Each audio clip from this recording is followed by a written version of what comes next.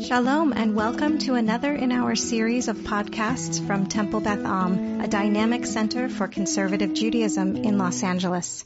We are in chapter 6, verse 19. God is giving Noah the instructions about, who shall go into the ark. And once again, we're going to get deep into the preparations for the flood. And we're about to see some further cutting and pasting. It's amazing the detailed insertions of different things in chapter 7. It's challenging when you have to put it all together, but it's there, as long as you can get the sense. And it's clear that there are the two different traditions are being tapped for these sources. Okay, so now let's go back to verse 18.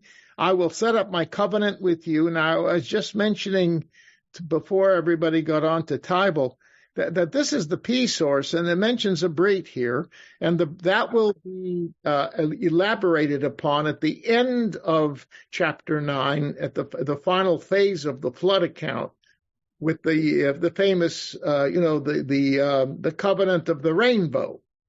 Okay, but what I was mentioning to Tybal, that the use of the word brit in the Torah, in priestly sources, is very rare. And that really, I literally 15 minutes ago, it hit me, and I pulled down my concordance and looked up the word brit and saw all the various places where it pops up.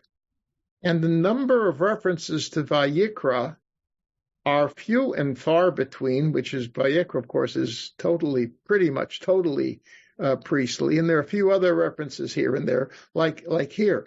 But it compared to Exodus and Numbers and Deuteronomy, especially Exodus and Deuteronomy, the word brit in these priestly traditions is really rare. And I can't figure it out. There may be some article, the use of the word brit in priestly traditions in the Torah or in the Bible. But surprisingly, it's not that. I would have thought that it would be more common, given the fact that the sacrificial services that the priests ran were, heavily covenant related. Part of, that's all set out in the covenants. But the word, when the sacrifices are noted, you don't find it mentioned. And it's really, really strange. I found a common denominator, which I'm spending a few minutes talking because it's really interesting. In Vayikra chapter 24, which is the curses, right? The curses. Now the use of curses, it makes sense in that context. Because at the end of the curses, God mentions that there was this covenant that he made, a covenant with Abraham, quoting covenant with Abraham, covenant with Isaac, covenant with Jacob. Okay, covenant with it's used 4 times there, 5 times actually, at the end of those curses, reminding the people that the covenant is still intact, right? And so at the end of these horrible curses that will befall the Israelites if they don't follow God's laws, comes, and this is all P. These curses, in this instance, are priestly tradition. And there they are, and this covenant the word is mentioned multiple times. It's the same thing here after the flood, okay? The flood is basically almost let's put the curses were not quite as bad as the flood, but it tantamount to the same thing. It wiped the Israelites out of the land of Canaan, out of Eretz Yisrael, basically. It was an overturning of the settlement of the Israelites in Eretz Yisrael. They had to come back. They had to rebuild afterwards, in a sense. But that was the curse, this total destruction. But then the covenant is there, and God says, I will not forget my covenant. Here, too, at the end of total destruction after the flood, the end of chapter 9, the word brit occurs 4 times in the context of the showing of the rainbow. And it's, I will remember that, I will never bring another flood. I promise. We got a covenant. Fascinating. And it's you see the parallel. The end of horrific destruction comes the promise that, that the covenant will exist. The relationship will exist. That I find very interesting. And this is all P tradition. But in the more mundane elements of Torah law, in P sources, I haven't found that much. Okay, that's an aside, but it's significant because you can see how the terms are, these different traditions deal with critical words in different ways. And, I can't, you got to get into the mind of the ancient priests to figure it out. And I'm not a priestly psychiatrist or psychologist, so, I never had a bunch of them sit down in front of me and unburden themselves. But, that some of them probably were very uptight. Anyway, moving on. Chapter 6, verse 19. All the living things of flesh, right? Mi basar chai basar shnayim b'chol mikol tavi el hateva. 2 of each of the living flesh animals you shall bring into the ark to preserve alive with you. They shall be male and female. And here it says, Zachar unikeva. Okay? Clearly, Zachar unikeva. And the Zachar unikeva, of course, is the language of Genesis chapter 1, which is P tradition, priestly tradition. As we will see in a few moments, in the J tradition, it doesn't say Zachar unikeva. It says Ish v'isha, referring to the animals. Interesting, isn't it? But it's a clear difference in terminology. So here again, you say, how can you distinguish between the sources? Look at the words that recur frequently, and you will see the patterns of the choice of words. So here it's Zachar and Nekeva. And again, these terms, many of the terms that are going to be mentioned here are similarly terms that you will find in Genesis chapter 1. So moving on. So you have all the living creatures, right? All the living beasts are to be brought in 2 by 2, right? And umeha of liminehu umina behema limina mikol remes ha'adama liminehu shnayim mikol yavo elechel hachiyot, right? And of the fowl after its kind, and of the animals after their kind, every creeping thing, all the goodies. 2 of each shall come to preserve alive. And you take for yourself of every food that is eaten, gather it to you, it shall be for you and for them to eat. Right? Remember, at this point in time, everybody's a vegan. The permission to eat meat has not yet been granted. That's not until after the flood. Okay? So they didn't have to worry about killing the animals on the imagine that would have been a big mess with all that blood flowing around down there. So it's all, they stop remember that the ark was made with a multiplicity of rooms and chambers and three stories. So there was room already for storage in there for everybody to eat. Okay. And then so verse 22, and Noah did according to what God commanded him. And so he did. All right. So that's where we are right now. They have not yet gone into the ark. He's getting ready. Okay? All right. Now, let's go to chapter 7. And now you're going to say, you'll see something a little bit different. Okay? All right. Now, so, Vayomer Adonai leNoach. Now, Lord said to Noah, come into the ark. Okay, Bo ata b'chol beitecha el hateva.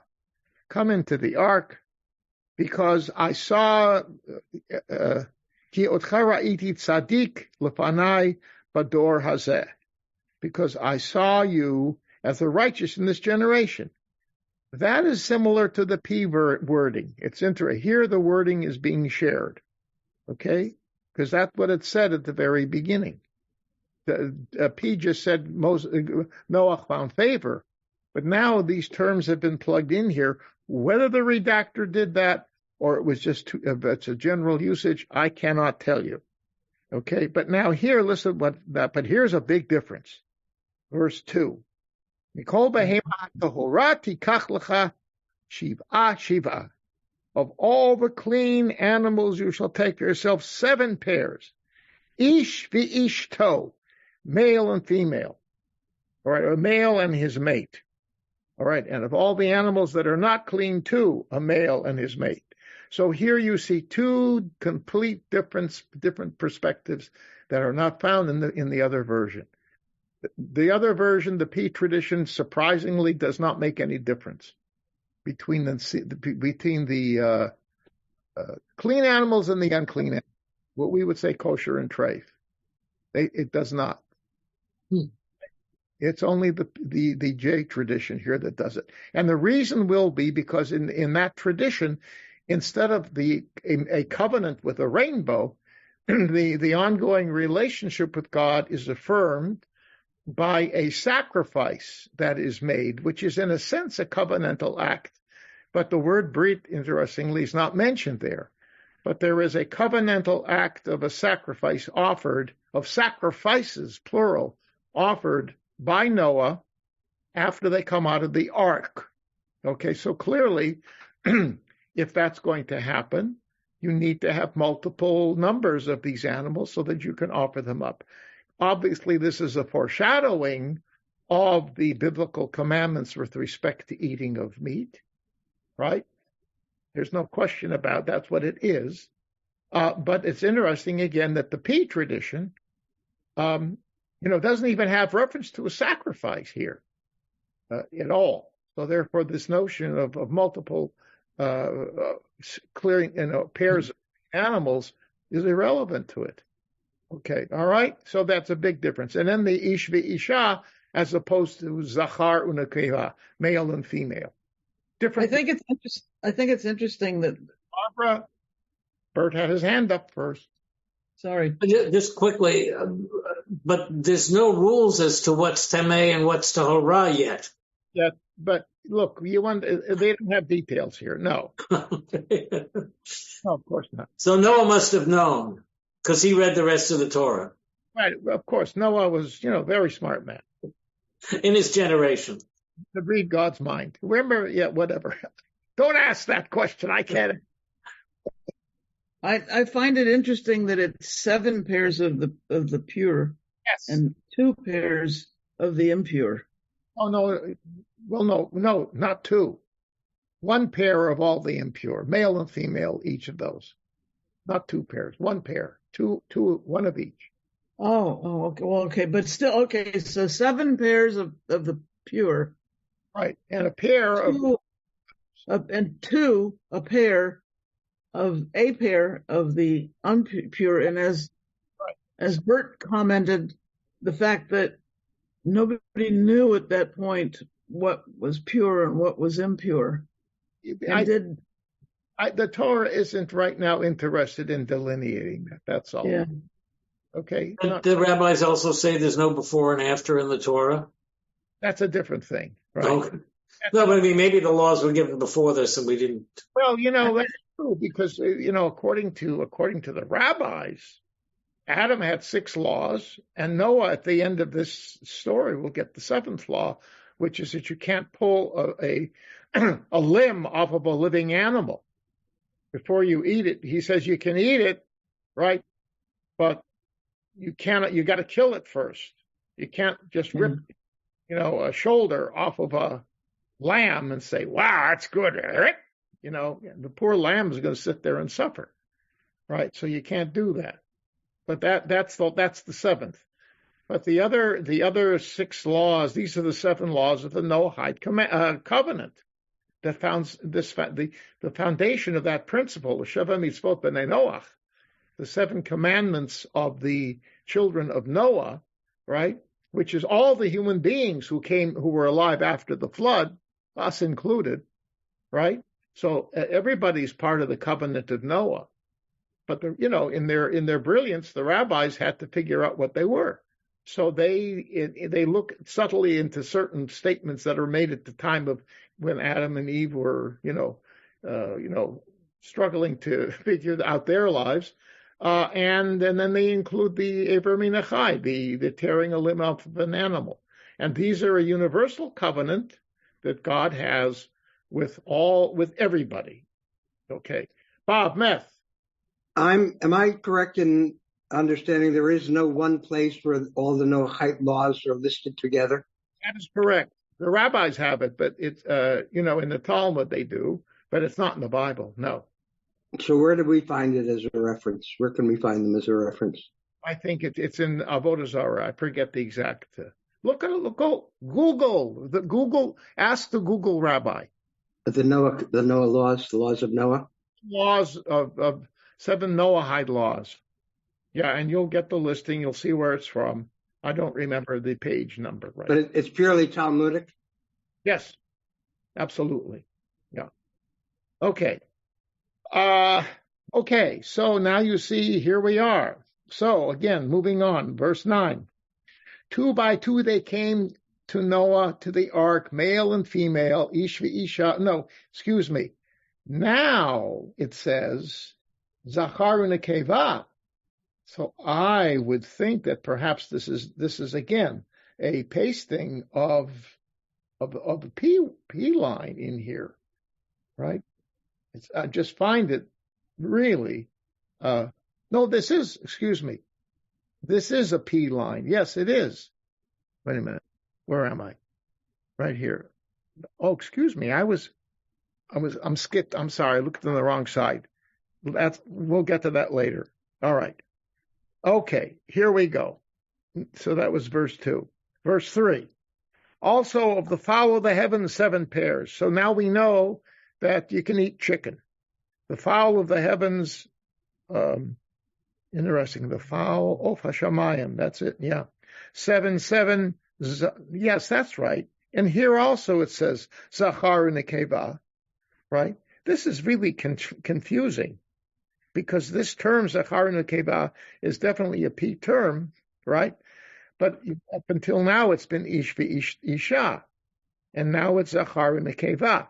Now, again, it's possible that was already incorporated into the J tradition, but it's clear from the P sources that the P account doesn't have 7 and 7. It just doesn't. Okay, so there you go. How is a chicken a fowl of the heavens?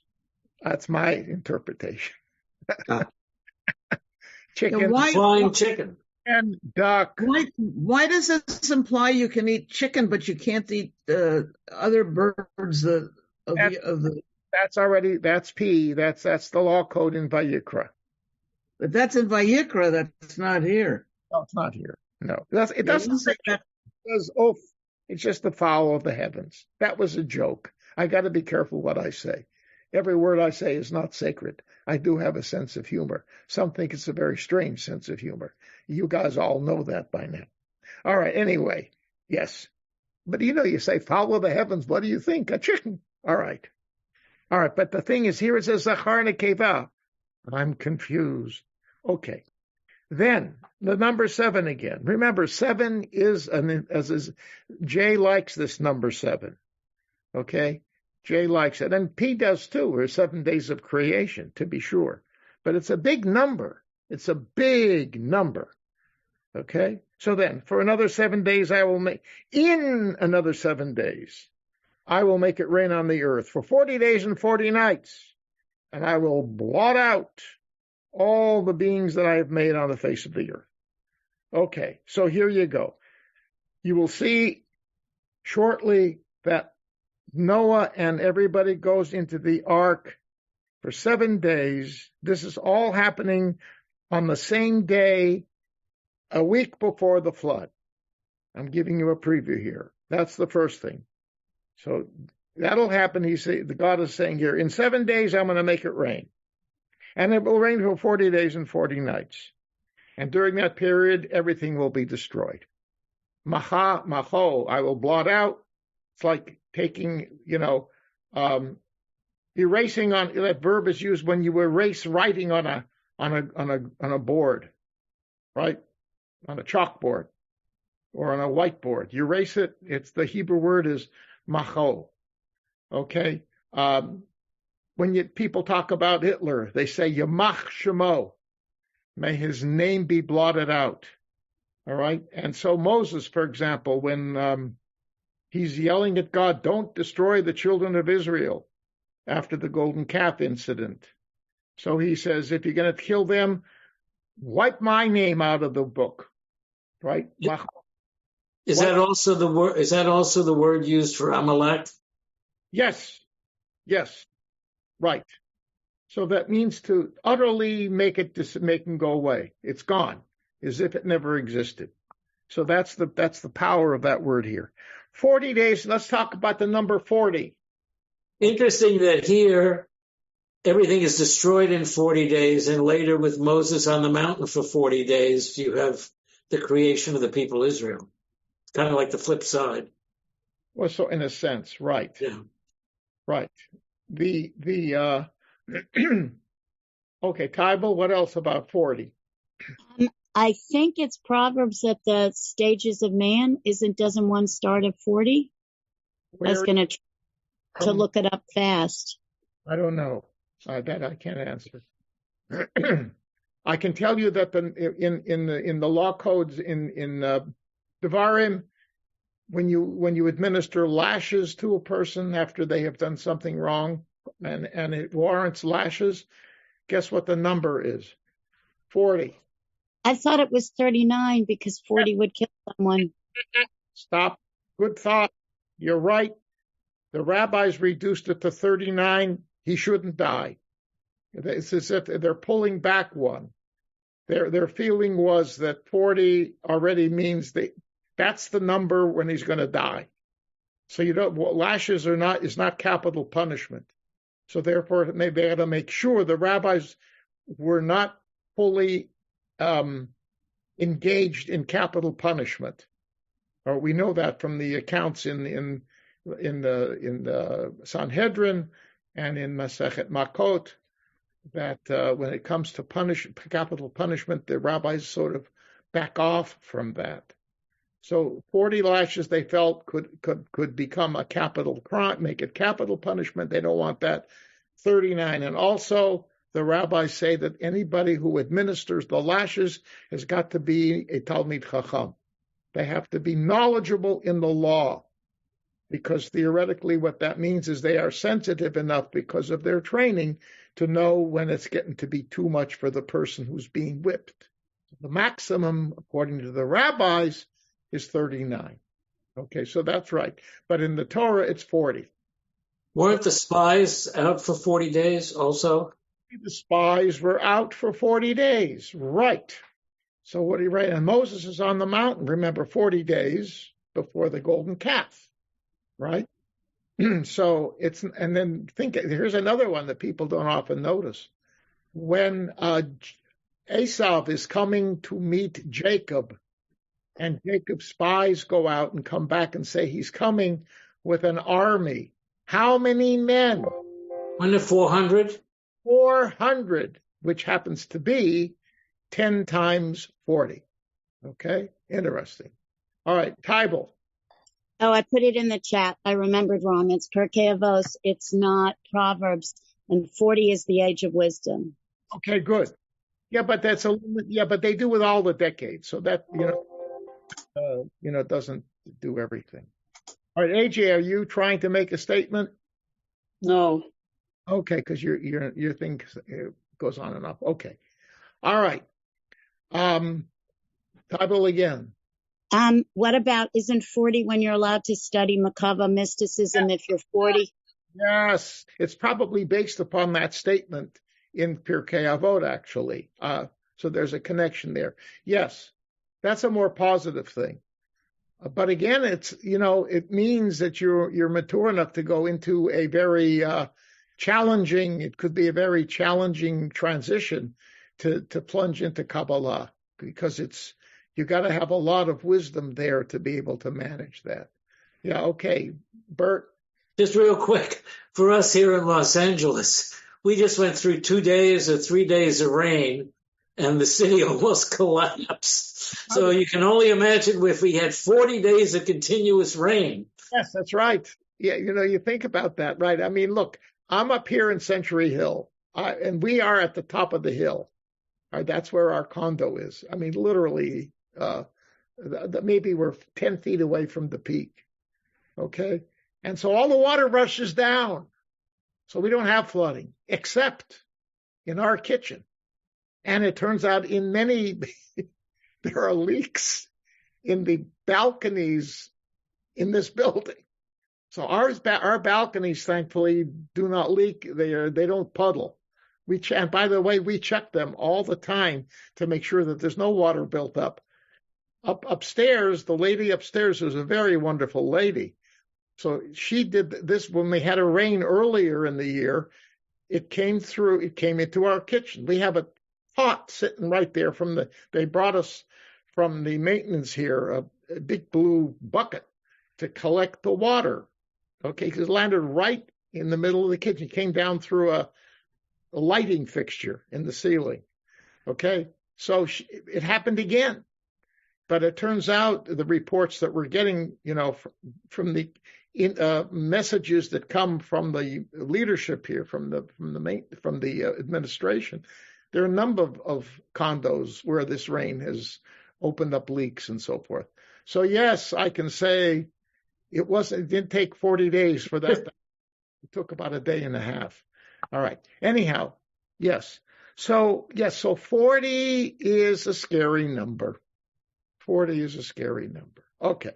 But you got to keep that in mind because you're going to see another number, a number of numbers are going to pop up soon. Okay. Verse 5, and Noah did according to all the Lord had commanded him. He was a very abiding person, okay? Then, verse 6, Noah was 600 years old and the flood came about water upon the earth. 600 years old, okay? That's a number floating right there all by itself. That seems to be a pasted-in P tradition, as you will see, because that's going to bounce back at us in a few moments. Now we're going to go back to verse 7, which again is a J source. And Noah went in, now listen carefully, Noah went in and his sons and wife and his sons' wives with him into the ark because of the flood waters. Okay? You see what it says? Right? So that's telling us that he's now in the ark. And it doesn't mention the names of his children. Keep that in mind. It doesn't mention the names. But they're now in the ark. Okay? All right. Now we got it. Now it says, of the clean beasts of the thing. Look at now verse 8. Of the clean beasts and of the beasts that are not clean and of the fowl and all that creeps on the earth, 2 by 2 they came to Noah, to the ark, male and female, as God commanded Noah. That's not J anymore. That's P, because it says the clean animals came in 2 by 2. So it's another paste in. You see that it gets confusing if you want to look at these traditions here. But you see, this is being cut and pasted. It's clear because the numbers are just different, and the numbers don't lie. Okay, it's fascinating, and you've got to understand that that when they put it in, whoever did this knew that it contradicted what had come before, where it talked about the 7 pairs. They knew that. They weren't dummies. Okay, but clearly they're dealing with different traditions. And as I said at the outset, I think what's going on here, and some of you reflected this, that you're dealing with different traditions that have come together from different parts of Eretz Yisrael in the aftermath of major tragedies, and the leadership, the religious leadership, the probably scribes, senior priests, sages of those times, 7th century, 6th century, 5th century, during this whole period of tumult and destruction and transition. They needed to bring them all together, all the stories that people had been, what the people had been raised with, because clearly the flood story is a big deal. And there were these 2 traditions, and they just couldn't discount them. So the only thing they knew to do was to plug them in and put them together, knowing full well that they were 2 traditions. But this way, it made, to be very banal about it, everybody was happy. And if you realize we have a need to bring people together, You got to find something that everybody's happy with. Sounds like Congress, doesn't it? Not a political statement. Okay, Tybal. Two things. One is the way you just said that. I was reminded of the joke about the different traditions, the new rabbi. Do we stand for this? Do we sit for this? And the rabbi keeps saying, yes, that is the tradition. Yes, that is the truth. You know, that old joke.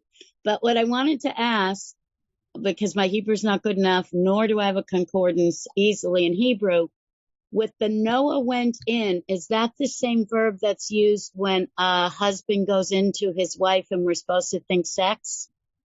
Let me see. At the beginning of 7? Hold on. Whoa. Yes, vayavo. It is. Well, that to me is really interesting because it's also with the wives, whatever, and the idea that life will continue. So the use of that verb there. Also, but you can't read too much. It's. I'm glad you picked it up, but the word also is generally used in its normal, shall we say, less specific use here. You can't. Every time the word ba is used in the Bible, you can't assume that it has any form of reproductive. Although it's interesting that you should say it, because clearly the whole purpose here is to create a situation where such reproduction can take place afterwards. Yes. So in that respect, I think it's interesting you should note this. Whether that was the intention here, it's hard to know. But thank you. That's a very interesting perspective. Okay, so we're going to do Bert and then Bobby. Quick question. This line, and Noah did just as the Lord commanded him. Is that the same language that's later used all the time in the building of the Mishkan? You know, where do this, and then the people did just as God had commanded? I can't remember specifically. Okay, it kind of resonates that it's the same kind of a thing as the building of the Mishkan. But, Moshe is supervising that, and the question is, was it the word? It could have been. It makes sense. But that's a sort of universal type of a thing. You want to affirm that, that God, these people are listening carefully to God. And this is all God's plan, right? Okay, Bobby.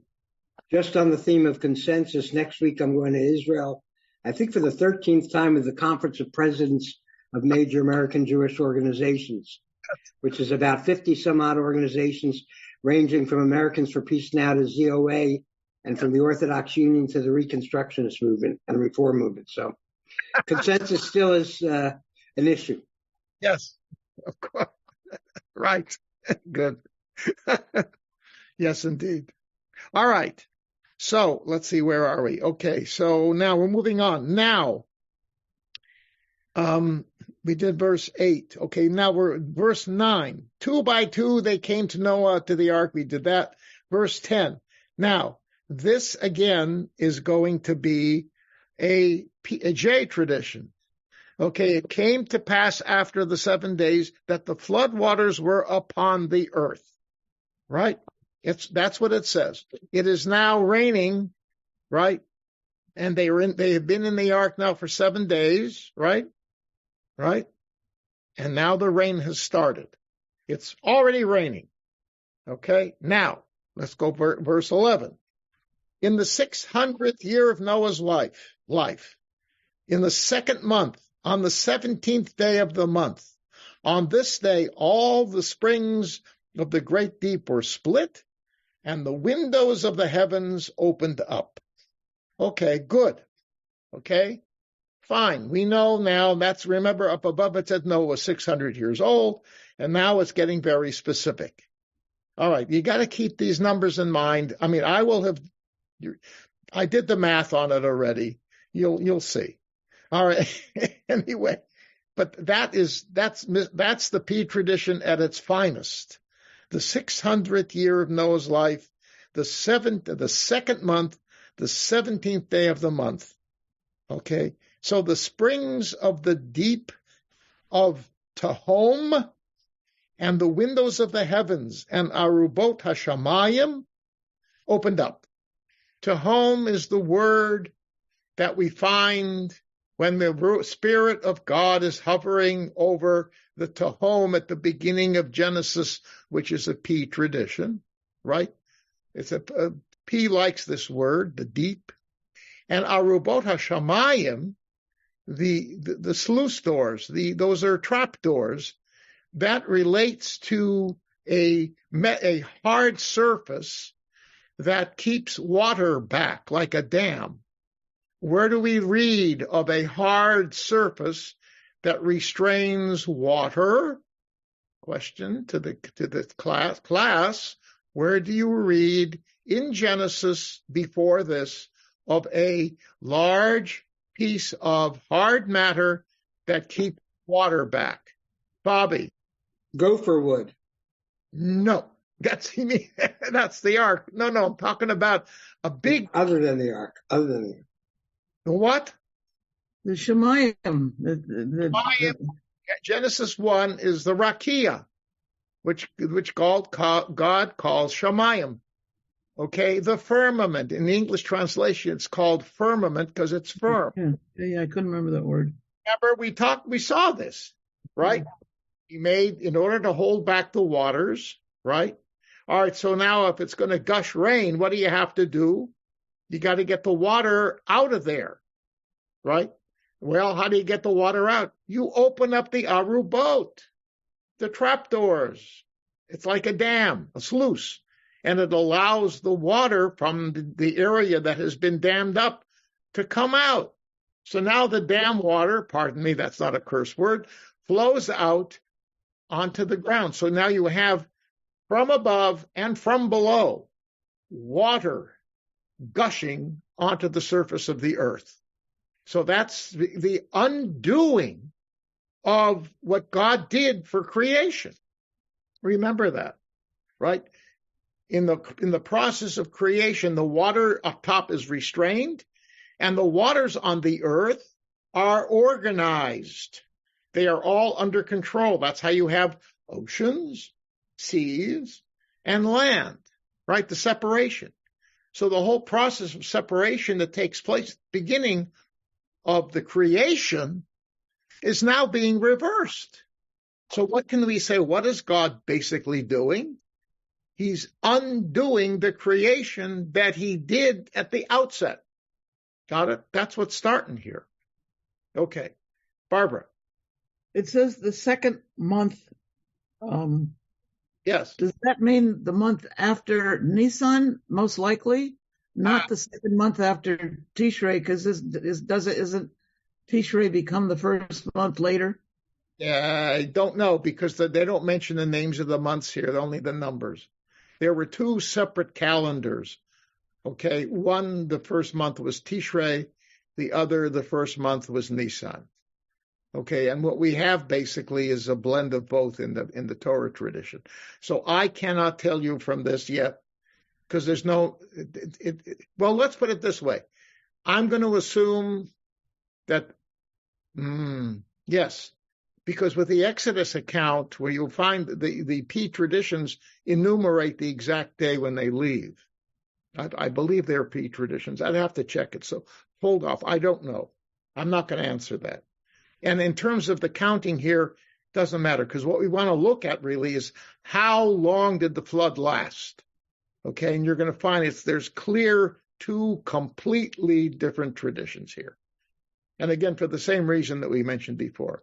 Okay, Taiba, let's quickly, because I want to move on. Well, just because Hebrew calendar is my life, and there's also the first month of Kings is Elul, and then there's the first month for cattle. I just thought I'd toss that out there. There are 4 new years that the Mishnah mentions, so it depends which calendar you're looking at. Same thing when you count for taxes here, right? April is tax time. So that's the beginning of the tax year. So, all right, moving on. Now here's the thing. On this day, what day? When the rain began to fall, on this very day, emphasis, yes? Etzem hayom hazeh, etzem hayom, and the word etzem is emphatic. On this day, what day? The second month, the 7th day, right? In the 60th year of Noah's life, 600th year of Noah's life. That's when this happened. And this is on the same day that Noah and Shem, Ham, and Japheth, his sons, and Noah's wife, and the 3 wives of the 3 sons, they came onto the ark. So when did they come onto the ark? When the rain began to fall. But in the earlier we read, when did they go on the ark? 7 days. 7 days earlier, yeah. What can I tell you? Okay. Different traditions. Are you happy? Yes, it says 7 days before. Are you happy? Yes, it says this is the day. Fine. There's a contradiction. So what? Everybody's happy. I'm sort of making fun of it. But the point is, that's what you call compromise, right? You get a little and I get a little. Okay. Now, so on this day, all right.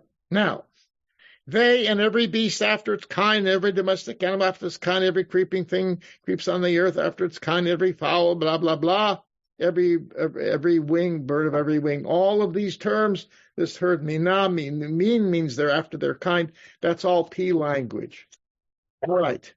Verse 15, continuing in the P source. And they came to Noah to the ark, 2 by 2 of all the flesh, in which there's spirit of life, and those who came, male and female flesh, came as God commanded him. Okay. There's a lot of repetition here. Okay. And probably being, I don't know what the reason is. It may be, let you know, it took a long time for all these people to get on the ark. That's all I can say. The miracle was that they all did it in the same day. I don't know. There's no miracle here really, but it's very repetitive. And besides that, it's very redundant. So that's it. All right, so there they are. Now we're going to continue verse 17.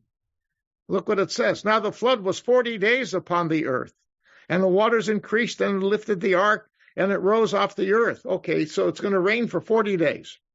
And the waters became powerful, and they increased very much on the earth, and the ark moved on the waters. And the waters became exceedingly powerful upon the earth, and the lofty mountains that were under the heavens were covered up. So step by step, the water is getting higher and higher and higher till the mountains are covered up. 15 cubits above all the waters prevail, and the mountains were covered up. Okay, so there's a number here. This is J tradition. J used numbers too, but not like P. So, but now the whole point is, it's 15. It'd be 22.5 feet of water above the tops of Mount Everest. They didn't know from Mount Everest. Okay, they knew from the mountains around, in the Middle East, which were not that high. We know that.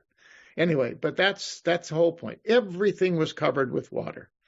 Everything that had the breath, in verse 22, everything that had the breath of the spirit of life in its nostrils, of all that were on the dry land, died. That's verse 20. What about verse 21? Oh, let's see what verse 21 says. It says, and all flesh perished that moved upon the earth, the fowl, the cattle, the beasts, the creeping creatures, creep, etc., etc.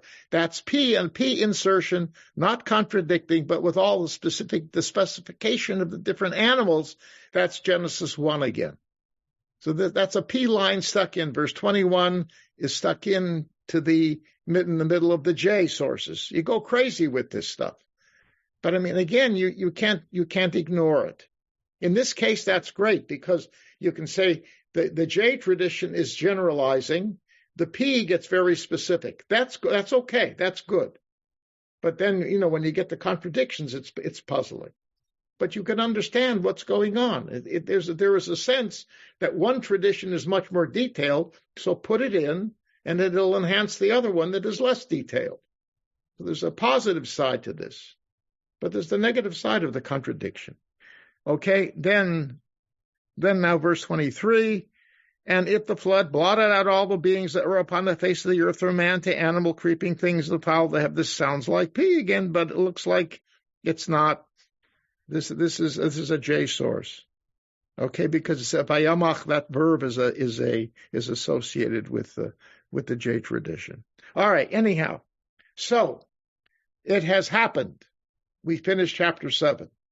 All right, everybody's dead except what's in the ark. And the repetition here also reinforces that. When the Bible repeats and repeats and repeats, it's saying this is really bad, right? This was total. If you have any doubts, this is absolute and total destruction of everything on earth. Everything. Every living thing. Doesn't talk about the plants, right? But everything that has life in it, that moves, all the animate elements of creation are dead, except those on the ark. Okay, now we have to turn to that. Chapter 8. Time. Oh, we're still good. Oh, good. Yeah, we're fine. Chapter 8. And God remembered Noah and all the beasts and all the cattle that were within the ark. God caused the spirit to pass over the earth, and the water subsided. I don't know. It says, and God brought a ruach. I don't know why this translated as spirit. I would say wind. It's the same wind that blew at the time of the creation, no? Sorry, it says wind. In mine it says spirit. It's got to be. JPS 1917 says wind. It says what? Wind. Yes. The older JPS. H. Chaim says wind. Good. All right. That's what it should be. I don't know why this says spirit. This is supposed to be, I thought it was. Is this the same construction as the opening of Genesis with? Yes, it's the same wind. It's the same wind. God's winds blow, right? When God brings the plagues on Egypt, a wind comes, Ruach Elohim in Genesis chapter 1 can mean a powerful wind. It's a wind of God. But that's what's going on here. We're redoing now. We're bringing slowly, we're going to begin the process of rebuilding the world. Okay, but the first thing you've got to do is to get rid of the water, right? Okay, Bert. The last line of chapter 7 says, and when the waters had swelled on the earth 150 days. Yeah, sorry, that's very important. Thank you. I'm missing 110 days. No, it's more than 110. In other words, well, but it rained for 40. No, it didn't. It rained, according to this, it rained for 150. Okay, from the English, I read that this was after the rain stopped, but I guess the water prevailed. No, it means it rained for 150 days. Right. What happens is once the rain stops, then things will recede. But at that point, it hadn't receded yet. That's going to happen now. So what happened? That's a missing piece. I'm sure the rabbis fill that in somewhere. The rabbis, I didn't check the rabbinic attempt because I'm trying to get us to understand and appreciate the plain meaning here. For sure, the rabbis had to deal with this. There's no question. But that's the whole point, because you're going to see at the end where we end up in terms of how much time elapsed. There's going to, the bottom line is going to be a radical difference. And the P tradition is very clear what that is. And it's going to blow your mind. I get to that. Rachel. Just trying to think about how rivers react after a storm, how long they remain elevated. Yes. Because the waters on the earth, which are the flooded rivers and lakes and so on, can last much longer than the actual storm. But again, 150 days after the rain stops, you're unlikely to see flooding still. No, but the point is the rain, yeah. Well, that's the point you're going to see. It's going to now eventually list how long it took for the water to recede. And you'll see step by step, literally, in the P tradition. It's going to take it'll take longer for the water to recede than it did for the water to fall. In the J tradition, it'll be the same number, 40. I'm giving you a forspice of what's coming. Okay. But remember, it's not just the rain. In the P tradition, where's the water coming from? To home as well. It's bubbling up and it's going down. It's coming from both sides. Oh, you're talking huge. Okay. All right. Barbara, you're unmute. I can't hear it. Barbara, you're not unmute. Thought I did. I pressed it. It says in verse 12, it says the rain fell on the earth 40 days and 40 nights. Yes. And here it says 100. And then in 17, it says it continued 40 days on the earth and raised the ark above the earth. 40 days. So why I still don't understand the 150. That's the P source. That's the other tradition. So the J source says it rained for 40 days and the P source says it rained 150. Yes. Okay. Yes. I mean, that would fit in with the fact that at 40 days, the flood had just raised the ark off the earth. So in order to cover the earth, you would assume it would have to rain more than the 40 days. Above, it took 40 days to rise above. The commentary on Eitz Chaim says that the waters drained away so gradually that they appeared to remain at their maximum height for the 150 days. Yeah, that's wrong because it doesn't say that they're receded yet. But I think it's just implying that even though it only rained for 40 days, the water level was so high for 150 days. Bad attempt to try to reconcile the two. Okay. Wait till you see what happens now. Okay. All right. So God remembered Noah and the beasts, etc., and the great wind blew across. And the springs of the deep were closed now, and the Arubot HaShamayim were closed. This is after 150 days, right? These are all closed up, and the waters diminished at the end of 150 days. In other words, they started, this is the beginning of the diminution. You'll see why in a minute, okay? I got to go back to the J now. And now J, the source is, now this is why it's here. The J source says, and the waters receded off the earth more and more. So the waters receding is everybody agrees is when all the water coming down stopped. Now look at verse 4. And the ark came to rest in the 7th month on the 17th day of the month on the mountains of Ararat. Okay, so what month is that? That's 5 months from the 17th day of the 2nd month to the 17th day of the 7th month. Okay, that's another 150 days, right? It's for the water to recede. And still, this is the point. It's going to take longer because now he's at the top of Mount Ararat sitting, right? That was a question on Jeopardy this past week. Yes. Yeah. All right. Then it goes on, and the waters constantly diminished until the 10th month. In the 10th month, on the 1st of the month, the mountain peaks appeared. So the more mountains appeared. Okay. That's another 2 months and 13 days. Got it? Then but in the J tradition, verse 6, and it came to pass at the end of 40 days that Noah opened the window of the ark he had made. All right. So 40 days after what?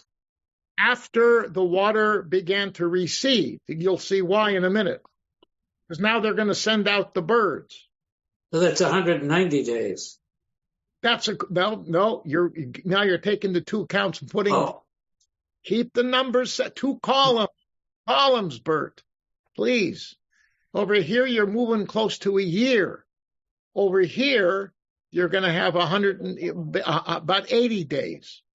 Okay, the P tradition is going to end up clearly. It'll say, if you just look at the numbers, it's a year and 10 months until they come out of the ark. And over here, it's at the end of 80 days that they come out of the ark, 40 and 40. Okay, and it took time. But the point here is what the beauty of the J tradition is. It tells you the stages step by step, right? So now we're going to get to the birds. And everybody knows, and they sent out doves. Yes? All right, so look now at what it says. Verse 7, he sent forth the raven, and it went out back and forth until the waters dried up off the earth. So it took even more time. But what did Noah send out? A raven, according to P, right? And it went back and forth until the waters dried up off the earth. And then it stopped flying because it could land. The poor bird was up in the air for a long time. Well, ravens are magical birds anyway. We know that. Do you know that? I mean, in ancient times, ravens, because guess why? What's the difference? What is a difference between a raven and a crow? They're cousins. What's the difference? Ravens can talk like a parrot. They can say nevermore. Right. Very good. Quote the raven, nevermore. Yes, exactly. And so, but the fact is, it's true.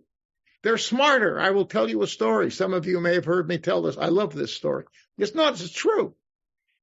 Some animal biologists decided that they wanted to do some researches on the difference between a raven and a crow. So what they did was they took a crow and they put him in a cage, big cage, and they before they put him in on the bar in which he stood, they tied a rope, and at the bottom of the rope was a piece of meat. Okay, and this is the crow. So the crow sees the piece of meat, and he realizes that he has to pull up on the string to get to the meat, right?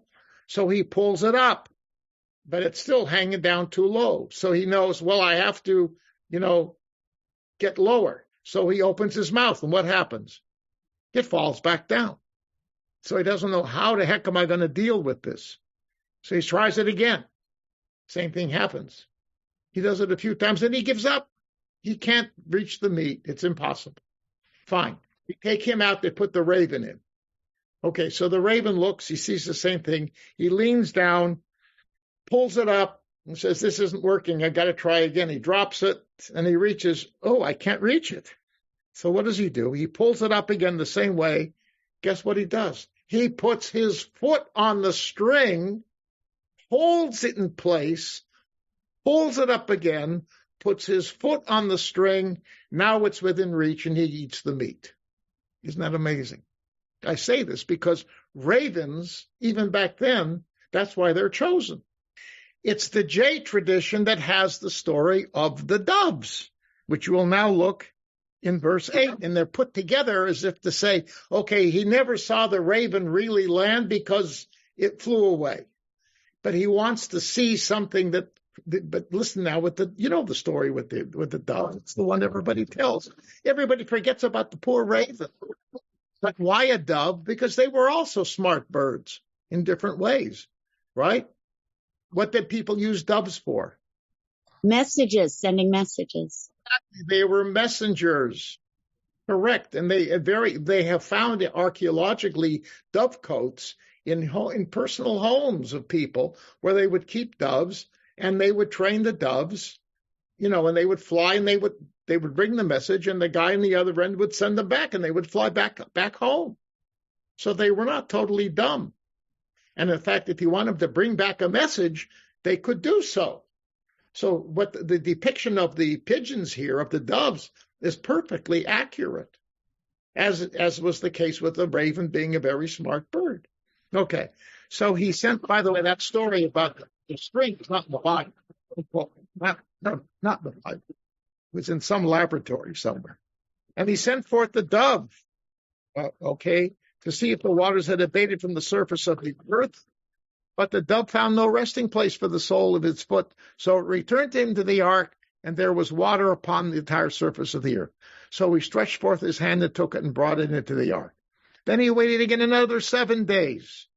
And he sent forth the dove from the ark.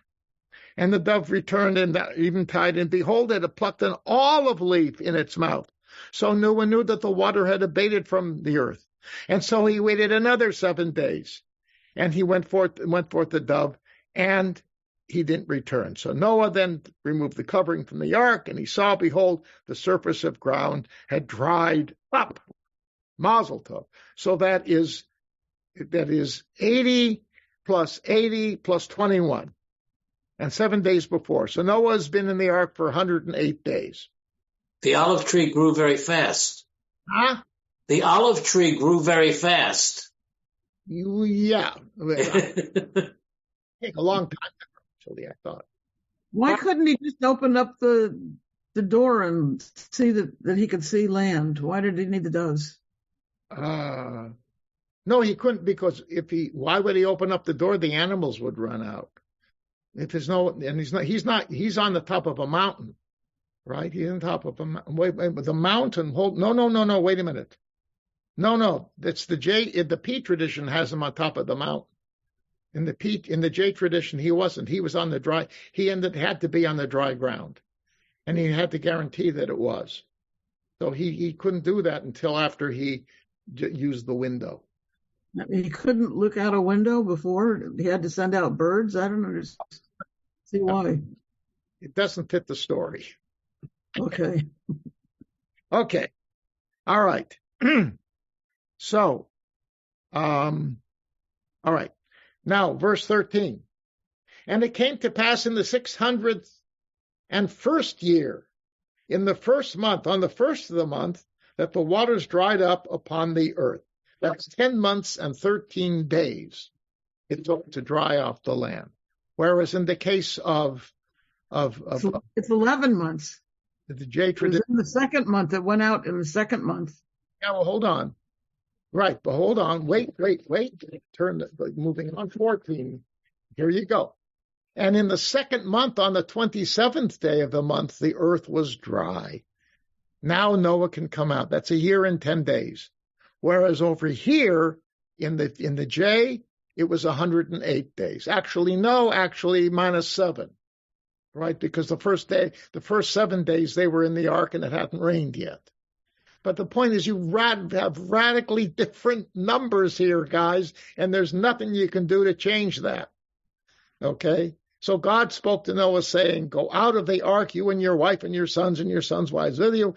Every living thing that is with you of all flesh, fowl, and all animals, and all the creeping things, etc., bring out with you. They shall swarm upon the earth. They shall be fruitful and multiply on the land. That's P right away, right? Genesis chapter 1, pru urvu, be fruitful and multiply. Okay? All right, so now you see. So Noah went out, his sons, his wife, etc., every beast, etc., came out from the ark. Okay, now, let's go back. Verse 20, and Noah built an altar for the Lord, and he took all the clean animals out of the clean fowl and brought offerings. And the Lord smelled the pleasant aroma, and the Lord said to himself, I will no longer curse the earth because of man, for the imagination of man's heart is evil from his youth. I will no longer smite all the living, etc., etc. That's the repetition of the beginning of the flood when God responds to all this stuff in a way that the Peeve tradition does not. So long as earth exists, seed time and harvest, cold and heat, summer and winter, day and night shall not cease. Okay. They offer sacrifices. And God says, okay, it's not going to happen again. Now, what happens in chapter 9? I'm not going to read it, but basically they come out, right? And we read the stuff about the image of God. We studied that already, did we not? Right? Didn't we study that? Genesis, I guess, did we? Genesis 1, 5, and 9. You mean creating man in the image of God? Yes, and how that the image of God, the 3 different places where that is used. No, we were studying the creation of man and woman. Just one. Okay, that's another place. All right. Okay. All right. So, the third time that you have the notion of being created in the image of God is found in chapter 9 of Genesis. Okay. I don't want to read it right now, but it says, be fruitful and multiply. This is where you learn that you can eat meat. You can't kill a person. If you kill somebody, if you spill blood, the person who did it, his blood will be spilled, etc., etc. And then God says, I'm going to bring you the rainbow. And then here you have the 4 references here from verses 13 and on of the covenant. And here's where God makes the promise. as a result of a covenanting, no sacrifice. Whereas over here in the J tradition, there's a sacrifice. Bobby. You glossed over what I think is somewhat significant, where it says that God basically says that the devisings of man's mind are evil from his youth. Right. That man is basically evil, even though he's created in the image of God. Well, that is not, yes, but that's the J tradition. That's part of that. I did read it. No, but it seems significant to me that God is defining human beings as evil from birth. Right. They are. I mean, they can do bad things. As opposed to, well, I always say that people are selfish by nature. And there, of course, a lot of people say people are good by nature, which I don't believe at all. No. I believe people are basically selfish. But here he's saying people are basically bad. That's what he said at the beginning of before the flood, too. We talked about it. Yeah. I mean, that's what he's saying, that this is what the rabbis define as Yetzer Hara, with which we are born. But we also have a Yetzer HaTov. Here he just says the Yetzer Hara. Right. Look, it's a statement, I would say, of divine anger. Where in Torah, are there places in Torah where it talks about Yetzer HaTov? No. The concept of the Yetzer Tov Hara is totally rabbinic. So biblically, God's view of man is basically it's used here. The products of man's, that's in Genesis, at the beginning, Genesis chapter 6, where God decides he's going to destroy everybody because of men, because of human beings. Yes. And he says, Yetzer Lev ha'adam rak rami, the products of the heart of man are evil from childhood. So what it's saying is that it doesn't mean he's born with original sin. That's not what this is saying. Mm-hmm. Already children can express, if you want to be pessimistic, right? And what you have here really is a pessimistic statement that justifies God's action and why you need Torah. Ultimately, that's the explanation why you have to have Torah. You need Torah in order to deal with that. The rabbis developed that because the rabbis tell us that if you study Torah, you strengthen your Yetzer HaTov so it can manage the Yetzer Hara. And the basis of the power, the rabbis are very concerned about the Yetzer Hara, which develops in childhood. That's what that says earlier in the flood account, beginning chapter 6, right? It's there. And little kids express selfishness. Mine, right? In fact, sometimes it's more unbridled in little kids, right? And that's what it's saying. You can see it even there. So if you want to be pessimistic, which God was at this time, because he's going to destroy everything, right? So he has to have a justification in terms of the narrative. Okay, but actually the rabbis were the ones who addressed it. But implicitly, if you really follow this through, you see that the selection of Abraham as the founder of this new people, it says because God knew the opposite, that Abraham would train his descendants to be righteous and just. That's what it says before God destroys Sodom and Gomorrah, by contrast with Sodom and Gomorrah. Okay, so you can read that, you'll see. So there, God is expressing a positive perspective. But ultimately, this whole notion of righteousness and justice flows out of, later on, the traditions of Torah. And you can see that you get the sense, the development there of this. And even then, right? I mean, you can see it right there in Exodus. The Torah is given. The first stage of the Torah is given, right? The covenant code on Mount Sinai. Genesis chapter 20, 21, 22, 23. The 10 Commandments and the other laws associated with them. Okay? On stone, on a piece of parchment, both, right? Moses writes it in a book and reads it to the people. Then it gets put on stone. That he breaks because the golden calf. Right after they get this, and they say twice, we will do it. We agree, we agree, we agree. Twice they say it. Okay? Twice. And what happens when Moses is up on the mountain for 40 days? Remember? Bad sign. People get they get nudgy.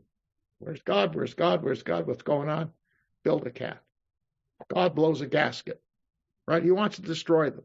Moses got to talk them out of it. Okay, let's start over again. Right, fine.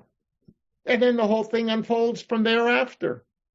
Right? God tells them, go into the land. Yes? They send spies. They send scouts out to scout out the land. What do they say? Bad. It's great land, but we can never take it.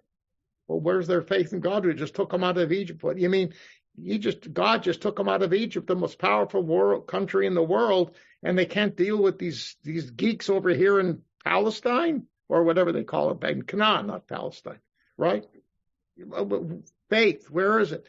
That's a revolt against God. Faith in God's power to be able to fulfill his promise. That's, again, he wants to destroy him. And that's why effectively he does, although not at one time, right? 40 years of wandering in the wilderness. There's that number again. Spies go out for 40 days. How many days are they punished? 40 years in the wilderness. Let the new generation come in. God's groping constantly for people with whom he can make this covenant a reality. Okay? And then the rest of the Bible unfolds. The fact is, the Bible is so darn honest about all this stuff. If you think about it, and this is an aside, but you got to realize this, okay? I'm teaching a class elsewhere, 3 sessions on anti-Semitism. One of the things that Christianity and Islam picked up on, coming from our Bible, was the notion that we are a people that cannot live according to God's law. Okay? Now, therefore, God needed to turn to another people. Now, God doesn't break his covenant, but he couldn't trust us anymore. So that's essentially what Paul says. And that became the whole rationale for the rise of Christianity. And then Muhammad says the same thing. You got to listen. In other words, the meaning of what Moses said. Christians substituted faith in Jesus because they just believed more realistically that man can't be good? Well, that's right. Well, Paul is clear this is for the rest of the world, not for the Jews. The Jews' covenant remains in effect, but people would look at the reality. If the Jews are the chosen people, why are they constantly kicked out of countries? Why are they kicked out of their own land? Why are they constantly suppressed and oppressed? Why doesn't God protect them? Why does he make an Islamic empire more powerful than the Israelites ever were? Why does he create a Christian world which is more powerful than the Jews ever had? And I'm not kidding. This is what they say. It's hard to argue against that, isn't it? But that's the point. We are too honest. We have washed all of our dirty laundry in public, thanks to the Septuagint, the Greek translation. Okay? I mean, that's a fact. I hate to be so brutal about it. All right? And, it's not that simple, of course. We understand that. This is speaking from a kind of a fundamentalist reading of the texts, a total disregard for the forces of history, one could make the case that the fact that the Jewish people congregated in that land as their chosen land, as what the land that God gave them, and given the fact that this was a bridge between the two major power centers in the Middle East, whom the Israelites tried to fend off, but in the end could not, right? Never could, right? Assyria, Babylonia, Egypt, right? The cards were stacked against them from the get-go. Then comes in the Greeks. Then comes in the Romans. Then comes in the to some degree, the whatchamacallits from China. I can't remember the name right now. The Mongols? Yeah, right. Yeah, exactly. The Mongols, right. Then comes in the Islam. Or the Persians. I forgot about the Persians, right. And so they're out of control there. Okay, I mean, that's history. And it's a poor us, we're stuck in the middle. And we still are, aren't we? Anyway, all right, so that's my little diatribe. So that's what this is all about. Bobby, you asked me a question, I gave you an answer. Okay, Tybal and then Barbara. To me, there's an interesting stylistic thing that the redactor did with the weaving. We see Bereshsit 1 verses 2, the accounts are sequential, which in a way, I'll use the expression less in your face, it's less in your face. But then here with the flood story, it can be verse one way, verse another way, a few verses, whatever. Do you have any thoughts about why the different choices in these stories, that it was more important with the flood to have the contradictions more front and center? Well, I think it's an interesting question, because I think the Genesis 1 and 2 are totally different. It would be very difficult to cut and paste them. Think about it. Completely different. Whereas the two flood stories have a lot in common, right? Basically, the flow of the events is the same in both. So it's easier to make a melding here and try to put them all together in one, rather than to have a complete story over here and a complete story over there, and have them, batting heads with each other. When I taught this, the last time I taught this, I actually separated out the two stories, and the class read one separately and the other separately, just to give them the impact that you really have two distinct stories with the same storyline. So I think that was a matter of just, realizing that fact and building on the commonalities and saying, we'll deal with the commonalities and let the contradictions ride. Whereas Genesis 1 and 2 are two completely different stories, which present two different kinds of understandings of God and human beings. And I think the point there was what we talked about, is that basically there the point was to try to indicate that how God operates in the world has cosmic. If you are a cosmic being, then perhaps you could understand it, but we cannot fully understand it, because God operates in ways that are just different, because the world is God created a complicated world, and God has to be if there's only one God, not multiple gods, then this one God has to be responsible for everything and has to operate in different ways when human beings act in different ways. And therefore, it was necessary to present that clearly and begin with the most powerful statement that God is the creator of everything, and there are no other gods. That's where you begin with chapter 1. Then chapter 2 focuses more on the evolution of the relationship with human beings, which gets more complicated. Okay, so it's laying out clearly two different perspectives, because they're both true. But they're so radically different in how they express themselves that it would be very challenging to put it together. Okay? Read the stories. They're completely different.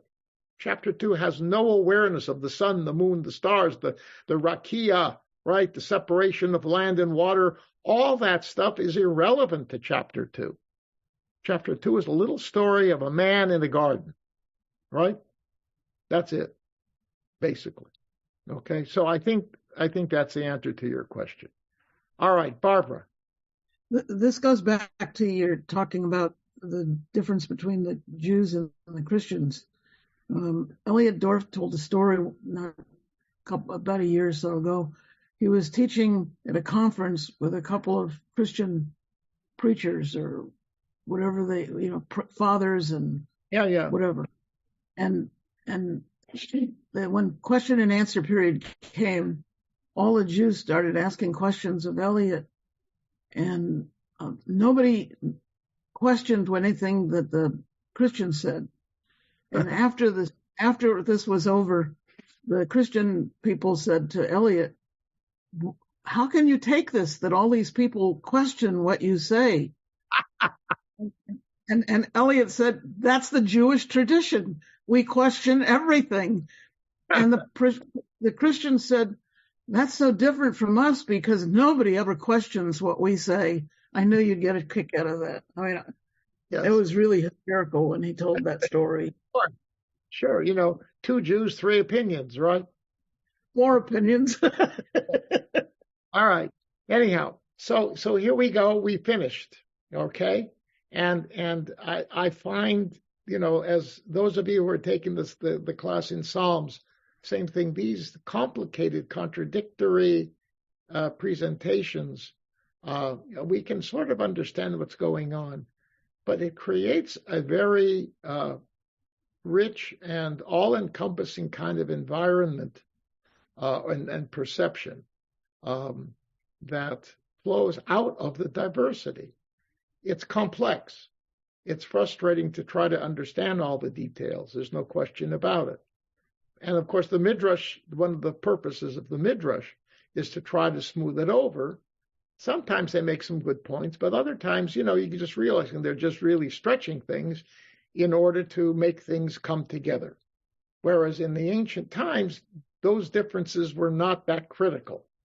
I can say historically, the time when the pressure came for the rabbis to write their midrashim was at a point in time when, because of the Septuagint and the transmission of the Bible in Greek, where people all over the Middle East could understand it, given the fact that Greek was the lingua franca of the area there until maybe the 3rd century, okay, of the Common Era. The Romans at the beginning used Greek as their official communicating language. They used Latin to write down the things that were relevant, but Greek was still a language, and a lot of the stuff was being read in Greek. So it was spreading, and people from different perspectives began to query about the strangeness of this group of people who separate themselves, who don't live by the same standards that we lived by. We were different. We chose to be different, and it opens the whole field of either standing in awe, which you have with some Christians today. If you tell certain people, like an evangelical Christian who is a lover of the Jewish people seriously, okay, because they see us trying to live out a life based upon Holy Writ, and you tell these people, they say, do you follow the biblical laws of dietary laws? So the answer is yeah, and then some. We have a whole rabbinic overlay that makes it even more challenging, but yeah, we try. They're in awe. My goodness, you sanctify eating. Yeah, good for you. I'm not kidding. And there are other reasons why people stood in awe of us. But more often than not, they didn't. They were scared by us. People don't like people who are different. That's a big problem. You want to talk about Yetzer Hara, Bobby? That's a big problem. And when a group of people persist in being different, they're weird, and suddenly all kinds of strange things that happen are laid at their doorstep. And so, we got dumped on for things that were really irrelevant. And then all kinds of ideas developed. If you look at the history of anti-Semitism, I'm not going to get into that now, but there are ideas that were extant in antiquity that are quite very similar to what's around today. Okay? The whole notion of us being a race, being a group of people that are genetically, inherently different from the rest of humankind. Okay? That concept that Hitler used, of course, to destroy 6 million Jews. Basically, that was his main argument. But that had existed for centuries beforehand. Okay? The Catholics in Spain in the 15th century developed this notion of purity of blood after the members of the conversos, the people who converted to Christianity in 1391, began to use their newfound Christianity, because they converted to Christianity, their newfound Christianity as a way of working their way into positions of leadership in the formerly Catholic world. and they were born as Jews. And suddenly the different Catholics in the country said, hold on. They converted so that they could move in and take over for us, right? It's replacement fear. Literally, it's replacement fear, what you hear today. And so what did they do? They said only people who have pure Christian blood can assume certain positions. And that meant through your grandparents. Sounds like Nuremberg laws, doesn't it? 1935, Germany. Okay, it was there. Now, it wasn't uniformly accepted, but it did push a button. And it was a racist idea. It's 15th century Spain. So there's nothing new. But in a sense, because we were committed. And then what you find in instances like right there, when Jews want to become more like everybody else, then, replacement. They're here because they're going to use all their conniving skills to take over and become more powerful. Okay?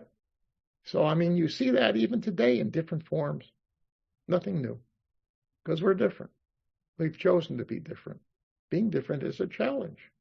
And we're struggling today about that. I worry a lot about it, both in terms of what we're doing to ourselves and what other people want to do to us. It's hard. But that's us. Okay, on that happy note, next time we meet, we're going to begin the study of how monotheism evolved.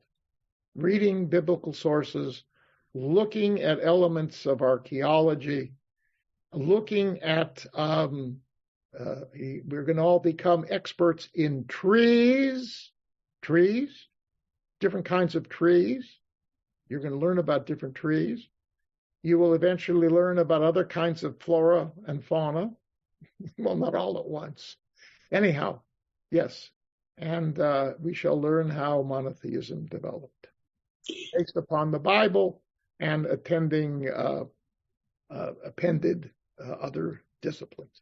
See y'all next week. Wait, Rabbi, does that mean we have homework? You were giving us a little preview, but you usually give us homework. It's going to be just bring your Bibles, and I mean Bibles, because we're going to be going beyond the Chumash.